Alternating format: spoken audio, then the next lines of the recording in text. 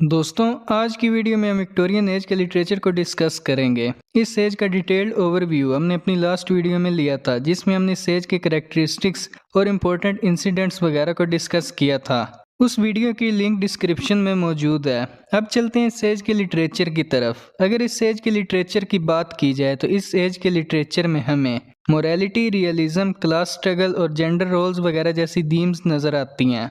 इस एज के राइटर्स ने ज़्यादातर फिक्शनल वर्क लिखने की बजाय एवरीडे लाइफ के बारे में लिखा है और अपने वर्क्स में उन्होंने जो 19th सेंचुरी में क्लास डिफरेंसेस थे, जो मुश्किलात लोअर क्लास और मिडिल क्लास फेस कर रही थी और जो रिस्ट्रिक्शंस वुमेन पर लागू थीं और जो लोगों का रिलीजन पर से बिलीफ उठ रहा था, उन सब के बारे में अपने वर्क्स में डिस्कस किया है।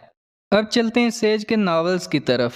अगर इस एज के नावल्स की बात की जाए तो इस एज में नावल्स पीक पर थे और चूंकि नावल्स में एवरीडे लाइफ के बारे में बताया जाता था तो लोग उसे शौक से पढ़ते थे। अगर इस एज के फेमस नावलिस्ट्स की बात की जाए तो फर्स्ट पर आते हैं चार्ल्स डिकन। चार्ल्स डिकन का पूरा नेम चार्ल्स जॉन हफाम डिकन्स था और ये विक्टोरियन एज के सबसे इम्पोर्टेंट नावलिस्ट थे। बेसिकली ये एक English novelist, journalist, short story writer और सोशल क्रिटिक थे जिनका लाइफ स्पैन 1812 से 1870 तक था। अगर इनके नावल्स की बात की जाए तो इनके नावल्स का पर्पस सिर्फ लोगों को एंटरटेन करना नहीं था, बल्कि इन्होंने अपने नावल्स में विक्टोरियन एज में मौजूद dark realities like child labour, working class की बुरी कंडीशन और इंस्टीट्यूशंस में होने वाली करप्शन वगैरह के बारे में भी बताया है और इनकी इसी खूबी की वजह से लोग इनके नावल्स को बहुत पसंद करते थे। अगर इनके कैरियर की बात की जाए तो इन्होंने अपने कैरियर की शुरुआत एक जर्नलिस्ट और स्केच राइटर के तौर पर की थी और शुरुआत में ये एक सूडोनेम बज यूज करते थे और इन्होंने अपना पहला वर्क स्केचेस बाय बज के नाम से 1836 में पब्लिश करवाया था। फिर जब इन्हें फेम मिली थी तो इन्होंने सोचा था कि अब से ये अपना रियल नेम यूज करेंगे और 1836 में इन्होंने एक वर्क द पिकविक पेपर लिखा था। इस वर्क के पब्लिश होते ही चार्ल्स डिकन रातों रात फेमस हो गए थे। अपने इस वर्क में इन्होंने मिस्टर पिकविक नाम के एक बंदे की और उसके फ्रेंड्स की इंग्लैंड की जर्नी के बारे में बताया है। इस वर्क में हमें कॉमेडी और सटायर का ब्लेंड नजर आता है। इस वर्क के अलावा ये अपने एक और वर्क ओलिवर ट्विस्ट की वजह से काफी फेमस थे। इस वर्क में इन्होंने ओलिवर नाम के एक लड़के की स्टोरी बताई है कि वो कैसे एक वर्क हाउस में पैदा हुआ था और उसके पैदा होने के कुछ वक्त बाद ही उसकी मदर की डेथ हो गई थी और ओलिवर के फादर भी अननोन थे। जब ओलिवर 9 इयर्स का होता है तो उसे भी वर्क हाउस भेज दिया जाता है, जहाँ पर उसके साथ बुरा सलूक होता है तो ये वहाँ से भाग जाता है और वर्क हाउस से भागने के बाद वो एक गैंग के हत्थे चढ़ जाता है और फिर नावल के एंड पर पता चलता है कि ओलिवर एक वेल्दी बंदे का इलेजिटिमेट चाइल्ड है। इन शॉर्ट के इस वर्क में इन्होंने मिडिल क्लास की स्ट्रगल और विक्टोरियन एज में मौजूद चाइल्ड लेबर और क्राइम्स को हाईलाइट किया है। इसके अलावा ये अपनी एक semi autobiographical work David Copperfield की वजह से भी काफ़ी फेमस हैं। ऑटोबायोग्राफी से तो आपको समझ आ रहा होगा कि ये इनकी लाइफ पर मबनी होगी, लेकिन जब उसके साथ वर्ड सेमी लगाया जाता है तो इसका मतलब ये होता है कि यहाँ कुछ चीज़ें या इंसिडेंट्स फिक्शन पर मबनी होंगी। इस वर्क में चार्ल्स डिकन ने अपनी लाइफ के बारे में बताया, लेकिन साथ ही कुछ इंसिडेंट्स और कैरेक्टर्स फिक्शनल भी थे। सेकंड पर आती हैं जॉर्ज इलियट। इनका real name Mary Ann Evans था और ये एक फीमेल राइटर थीं जिनका लाइफ स्पैन 1819 से 1880 तक था। चूँकि विक्टोरियन एज में जेंडर इनइक्वालिटी थी और फीमेल के वर्क्स को इतना सीरियस नहीं लिया जाता था तो इन्होंने ये सूडो नेम यूज़ किया था। और अगर हम इनकी लाइफ के बारे में बात करें तो ये इंग्लैंड के एक रूरल इलाके में पैदा हुई थी, इसलिए हमें इनके वर्क्स में रूरल लाइफ देखने को मिलती है। अपनी एज की दूसरी वुमेन की निस्बत इन्हें बहुत अच्छी एजुकेशन मिली थी और एजुकेशन में इन्होंने लिटरेचर, फिलॉसफी और दूसरी लैंग्वेजेस को स्टडी किया था। इसके अलावा ये इनलाइटनमेंट थिंकर्स और जर्मन फिलोसफर्स लाइक लुडविग फ्यूरबैक वगैरह से भी काफ़ी इंस्पायर्ड थीं। इसीलिए हमें इनके वर्क्स में सेकुलरिज्म वगैरह जैसी थीम्स भी नज़र आती हैं। अगर इनके वर्क्स की बात की जाए तो इन्होंने अपनी लाइफ में सिर्फ 7 नावल्स लिखे थे। बाकी इन्होंने कुछ राइटर्स की ट्रांसलेशन की थी, थोड़ी बहुत पोइट्री लिखी थी और कुछ नॉन फिक्शनल वर्क्स लिखे थे। अगर इनके फेमस नावल्स की बात की जाए तो उसमें आता है मिडल मार्च और the Mill on the Floss. Middlemarch की बात की जाए तो ये स्टोरी 2 मेन कैरेक्टर्स के गिर्द रिवॉल्व कर रही है। पहले कैरेक्टर का नेम है ड्रोथिया ब्रक और जो सा दूसरा है वो है टर्शियस लिजेट। ये दोनों आपस में मैरिड नहीं थे, लेकिन नावल में इन दोनों की मैरिज के बारे में दिखाया गया है। इलियट ने अपने वर्क में दिखाया है कि ये मैरिज से पहले कितने एम्बिशियस थे और फिर मैरिज के बाद इन दोनों की लाइफ में गलत पार्टनर आ जाते हैं। इस वर्क में इन्होंने ये दिखाया है कि कैसे गलत पार्टनर का इंतखाब आपकी पूरी लाइफ को चेंज कर सकता है और ये कैसे आपको अपने एम्बिशन से दूर कर सकता है। और अगर इनके दूसरे novel the Mill on the floss की बात की जाए तो इसमें जॉर्ज इलियट ने मैगी नेम के एक कैरेक्टर की स्टोरी बताई है कि वह कैसे अपनी फैमिली की खातिर अपनी पर्सनल फ्रीडम और अपने लव पर कंप्रोमाइज कर जाती है। थर्ड पर आती हैं ब्रॉन्टे सिस्टर्स। बेसिकली ये 3 बहनें थी जिन्होंने सूडो नेम का यूज करके अपने वर्क्स लिखे थे। ये चार्लोटे, एमिली और एन ब्रॉन्टे थी और इन तीनों सिस्टर्स की बहुत कम उम्र में डेथ हो गई थी। और एन और एमिली की डेथ के बाद चार्लोटे ने इनकी और अपनी रियल आइडेंटिटी को रिवेल कर दिया था।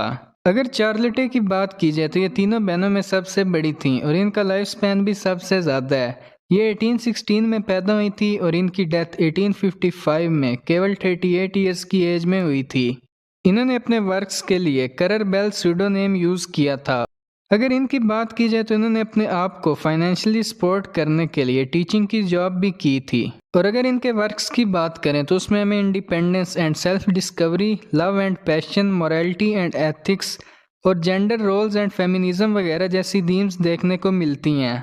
अगर इनके पहले वर्क की बात की जाए तो 1846 में इन्होंने अपनी बाकी दोनों बहनों के साथ मिलकर एक पोएम्स की कलेक्शन पब्लिश करवाई थी और उस पोएम का टाइटल था poems by Currer, Ellis and Acton Bell. इसमें जो करर है वो तो चार्लोटे का पेन नेम है, जबकि जो एलिस बेल है वो एमिले ब्रॉन्टे का सूडो नेम है और एक्टन बेल एन ब्रॉन्टे का सूडो नेम है। अगर सिर्फ चार्लोटे के नावल्स की बात की जाए तो इन्होंने अपना पहला नावल 1846 में द प्रोफेसर के नाम से लिखा था, लेकिन बहुत से पब्लिशर्स ने इस नावल को रिजेक्ट कर दिया था। फिर 1857 में इनकी डेथ के बाद ये नावल पब्लिश हो गया था। इनकी लाइफ में इनका पहला नावल 1847 में जेन आयर के नाम से पब्लिश हुआ था।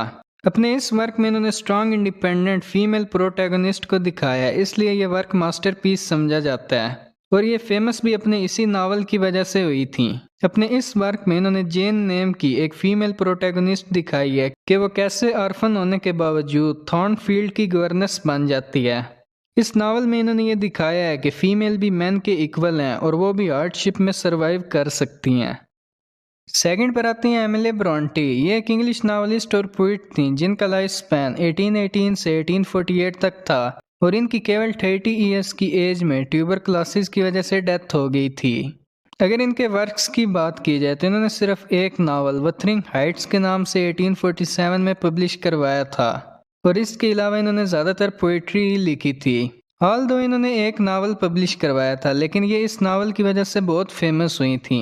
ये एक गोथिक नावल है। इसमें इन्होंने हेथक्लिफ नामी एक बंदे की स्टोरी बताई है कि ये एक ऑर्फन है और एक अर्नशाह फैमिली इसे अडॉप्ट कर लेती है और वहाँ जाकर इसे कैथरीन नामी एक लड़की से प्यार हो जाता है। लेकिन कैथरीन ऐसे करती है कि शादी के लिए एक और वेल्दी बंदे को चूज कर लेती है।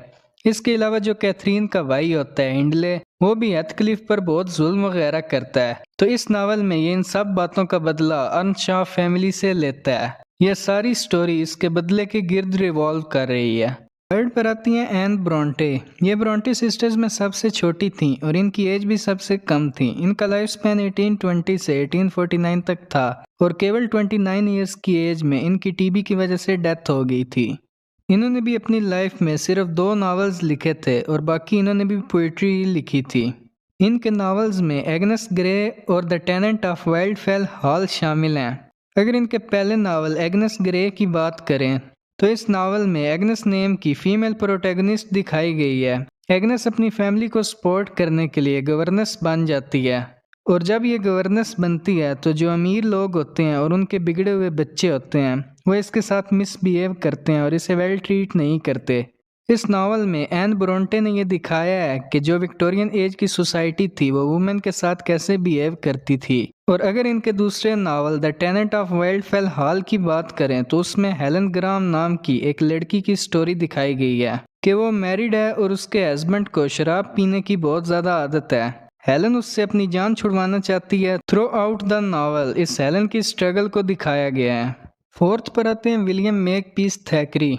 ये एक विक्टोरियन नावलिस्ट थे और ये अपने सैटिरिकल वर्क्स की वजह से काफ़ी फेमस थे। अपने वर्क्स में इन्होंने सोसाइटी, क्लास और हाइपोक्रेसी को क्रिटिसाइज किया है। इनका लाइफ स्पैन 1811 से 1863 तक था। ये इंडिया के शहर कलकत्ता, जिसे आप कोलकाता बोलते हैं, वहाँ पैदा हुए थे और जब ये सिर्फ 4 इयर्स के थे तो इनकी फादर की डेथ हो गई थी और अपने फादर की डेथ के बाद ये इंग्लैंड मूव कर गए थे और वहाँ जाकर इन्होंने अपनी एजुकेशन हासिल की थी। इन्होंने अपने कैरियर की शुरुआत एक जर्नलिस्ट और इलस्ट्रेटर के तौर पर की थी और 1844 में इन्होंने अपना पहला novel the luck of Barry Lyndon के नाम से पब्लिश करवाया था।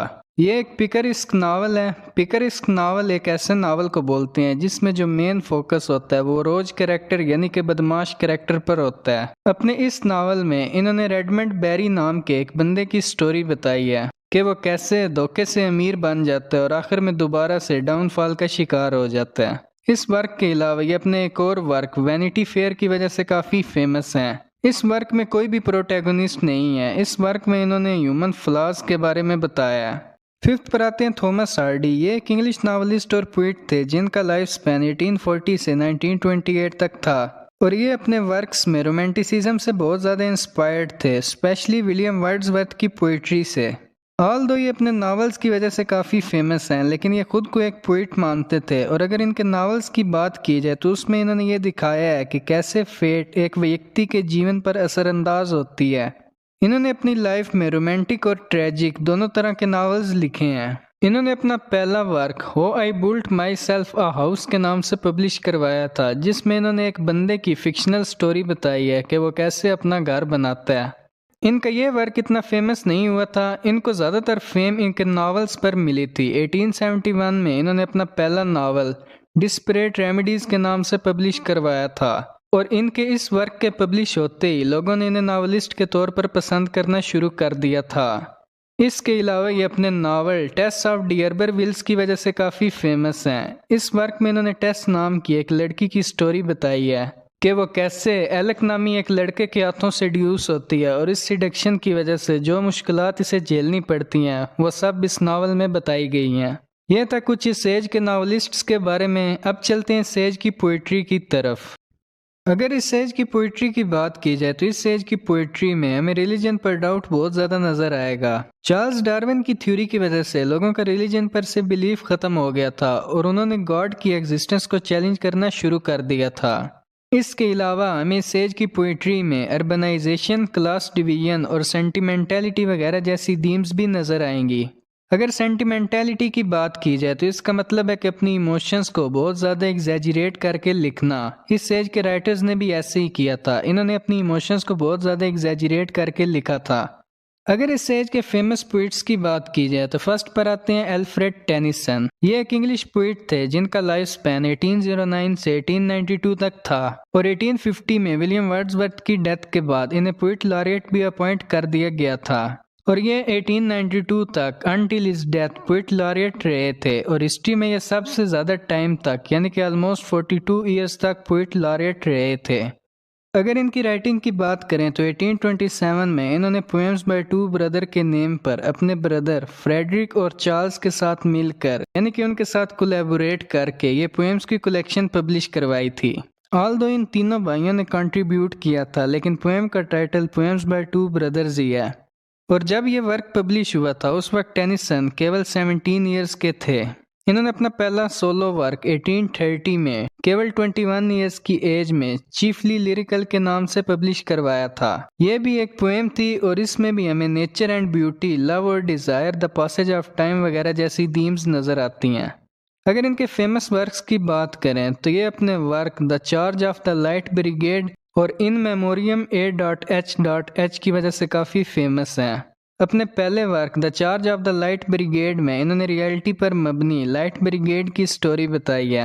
अपने इस वर्क में इन्होंने बैटल ऑफ ब्लैक लेवा की एक स्टोरी बताई है कि उसमें एक लाइट ब्रिगेड थी जिसमें ऑलमोस्ट 600 सोल्जर्स थे। अब इन सोल्जर्स को मिस्टेकनली ऑर्डर दे दिया गया था कि वो एक वैली पर हमला करें।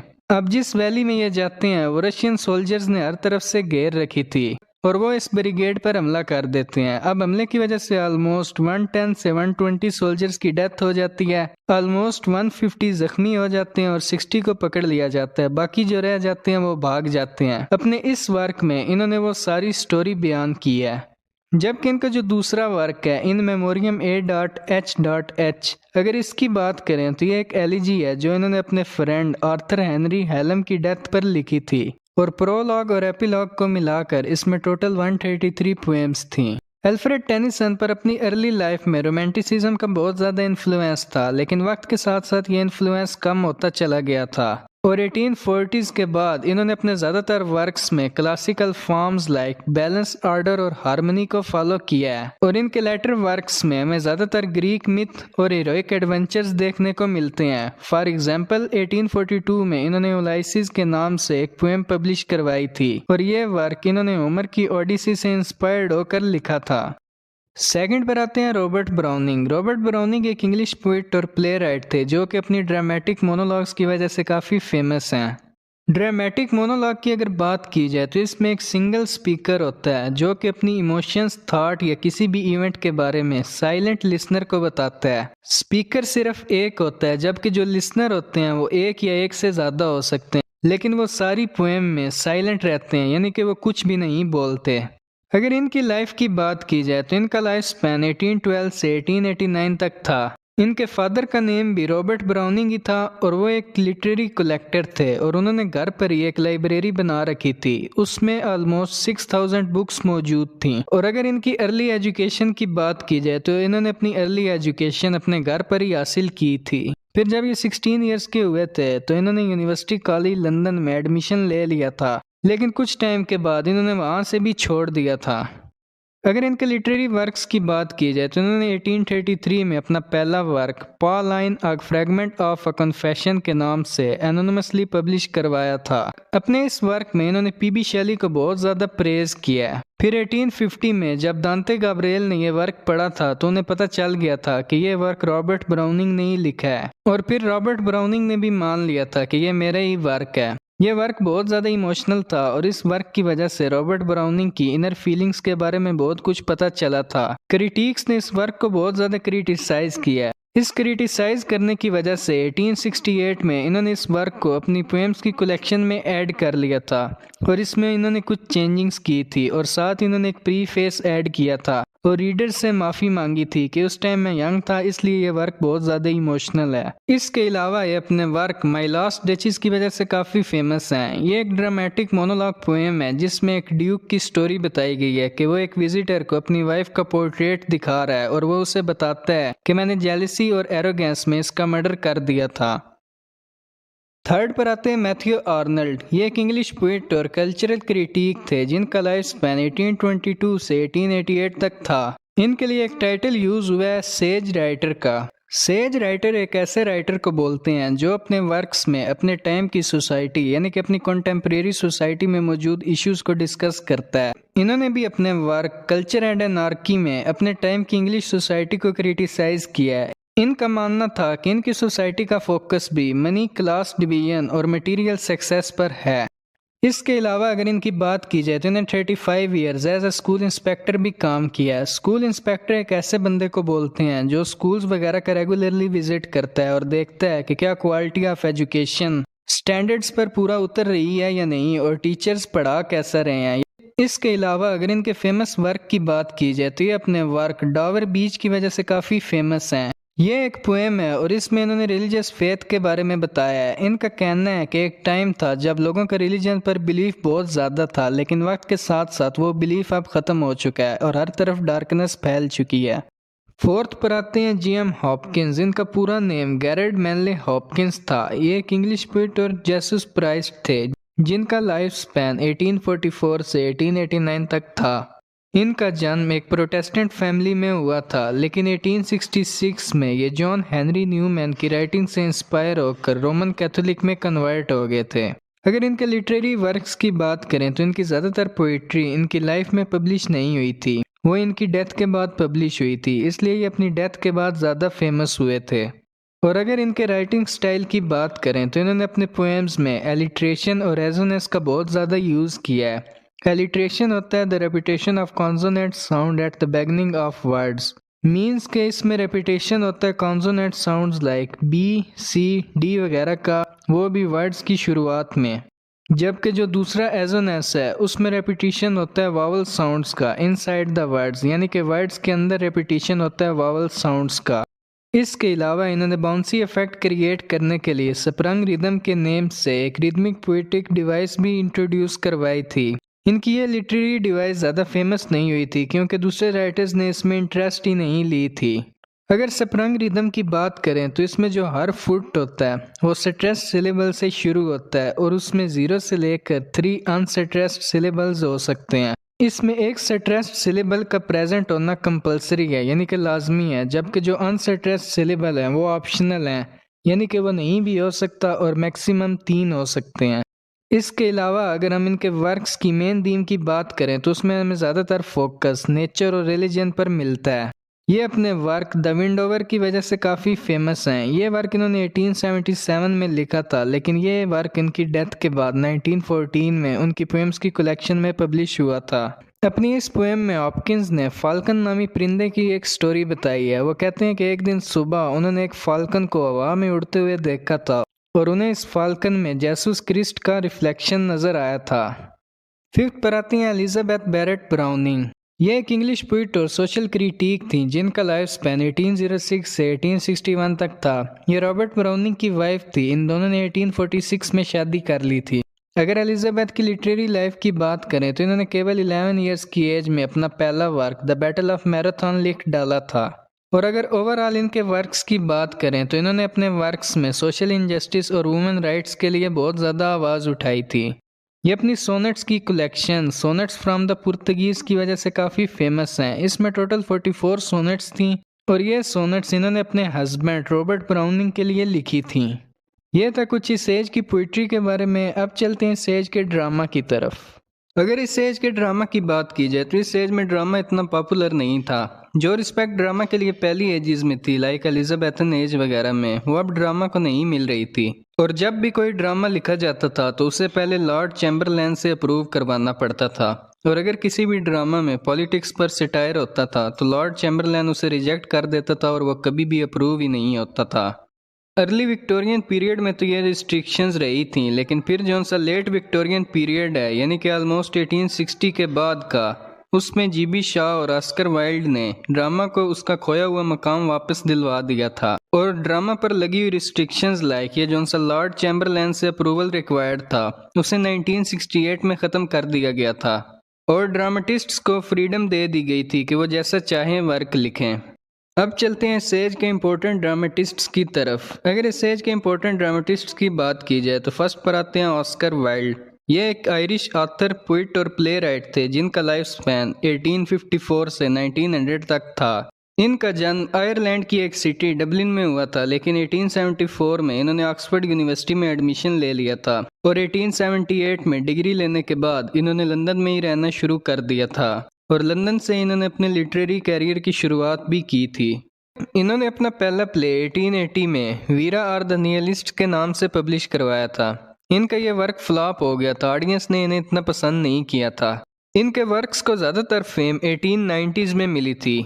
1892 में इन्होंने अपना पहला वर्क लेडी विंड में फैन के नाम से पब्लिश करवाया था और यहाँ से इनकी फेम की शुरुआत हो गई थी। अपने इस वर्क में उन्होंने लेडी विंडरमैन नामी लड़की की एक स्टोरी बताई। अपने हस्बैंड पर शक था कि उसके हस्बैंड का मिसिस एयरलाइन नामी एक लड़की के साथ अफेयर है, लेकिन एंड पर पता चलता है कि उसका शक गलत था और ये जो मिसिस एयरलाइन है वो लेडी विंडरमैन की मदर होती हैं। ये लेडी विंडरमैन को चाइल्डहुड में ही छोड़कर किसी और के साथ एलोप कर गई थी और अब वो सिर्फ अपनी बेटी पर नजर रखे हुए थी। इस वर्क में ऑस्कर वाइल्ड ने विक्टोरियन सोसाइटी की हाइपोक्रेसी को दिखाया है।